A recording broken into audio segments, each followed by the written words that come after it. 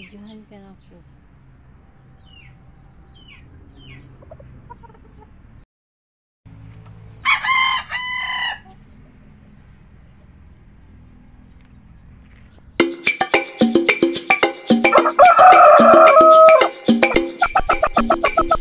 Good day sa ating lahat mga kaibigan. Dito naman tayo sa ating channel na Mercado Official po. Kanina po ay pinadalhan ako, nagtanggap ko yun kay Marvin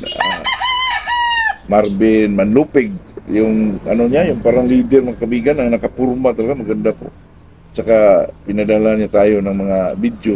Pero kung gusto nyo mag-link sa kanya, ano lang yung ano niya, yung Facebook niya ay Bungis Ridsi. Kung gusto niyo namang makita yung mga video niya doon sa Facebook page niya na MRM Bots po, doon nyo makita mga kaibigan, at saka makita nyo yung leader po, napakaganda. Talagang parang pinurma po. Hindi, akala ko yung leader lang mga kaibigan na pinurma talaga, maganda.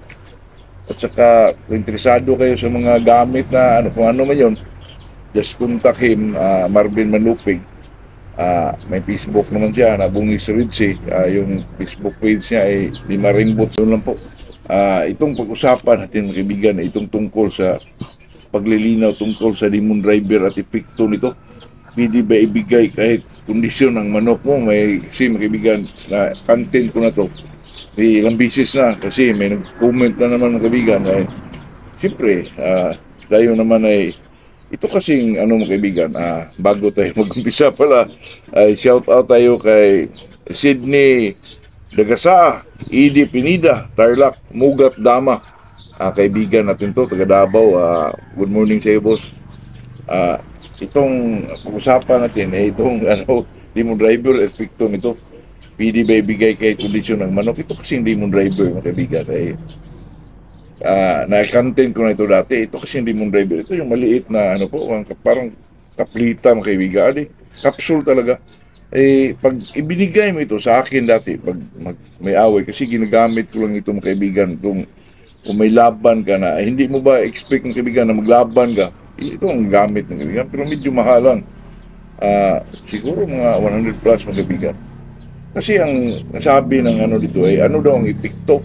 Ang epekto naman ito mga kaibigan sa nakita ko kasi itong demon driver, pinainom mo ito pagkatapos ng kabit ng tari mo. Pagkatapos ng pagkabit ng tari, painom mo yan. Kung may spray kang dala, kunti, isprayhan mo kasi baka dumikit dito po. Painom mo. Tapos mga kaibigan, ang ginagawa ko dyan, pagkatapos, siyempre ikaw nang sunod dyan, yun talaga.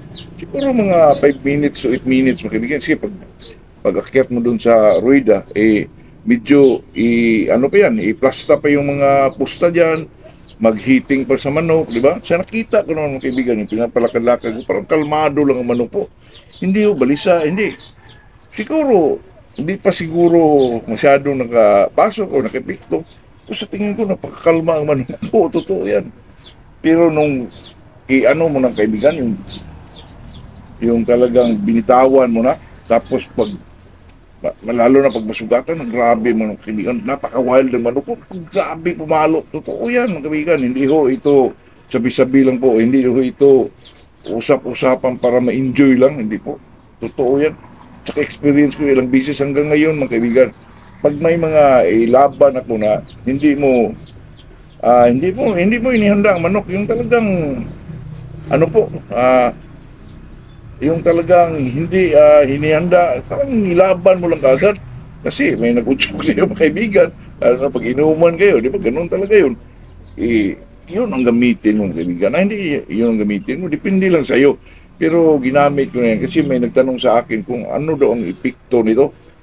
Nako, yun talaga mga kaibigan na nagtanong din na ilang minuto. Sa akin mga kaibigan, pinakataas na siguro 8 minutes to 10, siguro 5 to 10, mga ganun. Kasi hindi mo masyado makalkula kasi sa akin, pagkatapos ng kabit ng tari, doon ko painumin mga kaibigan.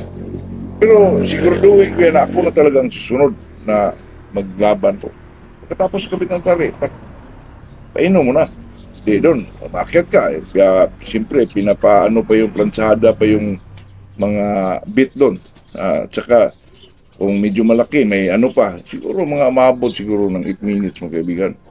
Tapos, yung mag-heating na, tinitingnan ko yung manok ko, malakad-lakad, napakakalma po, totoo yan. Pero po, mag-umpisa na yung paluan, mga kaibigan, doon mo na makita po, grabe talaga ang manok. Lalo na sa basaan, mga kaibigan, super ang manok. Dik-dik talaga. Yung hindi ko lang ma-explain, mga kaibigan, pero totoo yan. Ilang bisis ko na yan ginawa. May nilaban akong balda sa kanan po. Super pa rin. Yung mga manok na hindi pa masyado, mga kaibigan, yun ang inilaban ng gano'n. So, sa atin naman ay enjoyment. Hindi naman tayo magpusta ng malaki. Kasi hindi mo naman inihanda yan. Pero super ang manok, kaibigan. Nagtaka lang ako niyan. Pero kung ito naman, pag nakakondisyon daw ang manok mo, hindi ba daw mong bigyan ng demon driver? Sa akin po, mga kaibigan, hindi na po. Pero kung kusang talagang bigyan, sa iyo na yun. Pero sa akin, hindi po. Kasi sayang yung inihanda mo, 21 days. Or 14 days. Iniano mo talaga, nagkahi ka, pinalightingan mo. Tapos may mga inject ka, mga vitamins na ginagamit, bigay ka ng mga karne, yung mga vegetable tulad ng carrots, yung puting itlog. Naku, mga kaibigan, huwag mong sirain yun. Kasi nakaset na na 21 days yun. Tapos bigyan mo na ni mong driver, di mo alam kung ano ang resulta doon. Mag 3 days before the fight ka pa rin. Ng meat, gano'n. Pero pagdating ng day of fight, pagkatapos ng takod ng tari, doon mo ipainom. Naku, baka mag-iba ang manok ng kaibigan. Baka iba kasi kinukondisyon mo eh. May mga vitamins na nakapasok doon. Tapos sa day of fight, bigyan mo pa ng lemon driver. Sa akin po, mga kaibigan, ay hindi na po. Kasi sayang yung pagod mo, yung hirap mo sa pagkondisyon mo. Madaling araw ka gumising, nakahig, tapos bigyan mo lang ng lemon driver, huwag na po. Kasi itong lemon driver, mga kaibigan, ito lang po ang panghanda ng yung hindi mo sukat akalain na paglaban ka pala. Katulad ng mga kaibigan mo dyan, diyan ka na sa manukan, umiinom kayo, tapos Sunday, pag medyo kainom na, kuha ng manok, gusto ilaban. Yung mga ganun mga kaibigan, talagang ready ka dyan. Pwede naman, ka lang mga kaibigan, pag may madaanan kayong water supply, hindi kayong kabili dyan. Nandun naman yun mga kaibigan, yung demon driver po. Ayun ay pangtapat lang po sa mga, mga kaibigan, yung talagang mga katol ba, sa Bisaya ba, mga kate ang mga kamay.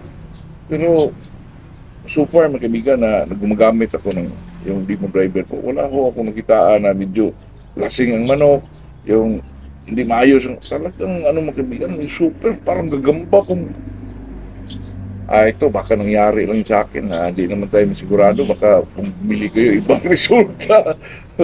Kasi naman mga kaibigan, maganda naman yung magbigay ka ng demon driver, yung hindi naman bugbog yung nilaban, yung hindi ba, yung walang tawag dito, yung hindi nyo binitaw, kung sa Bisaya pa, hindi kayo nagsabong. Yung nakapahinga din ng manok, yung nasa cording lang, kahit hindi mo pa yan hindi mo pa yan sa kulungan, basta dito kuha lang. Demon driver ang patapat yan, kaibigan, totoo yan. Ito'y talagang usapang magmamanok lang. Ito'y enjoyment lang, kaibigan, para happy tayo. Good morning sa tingin po.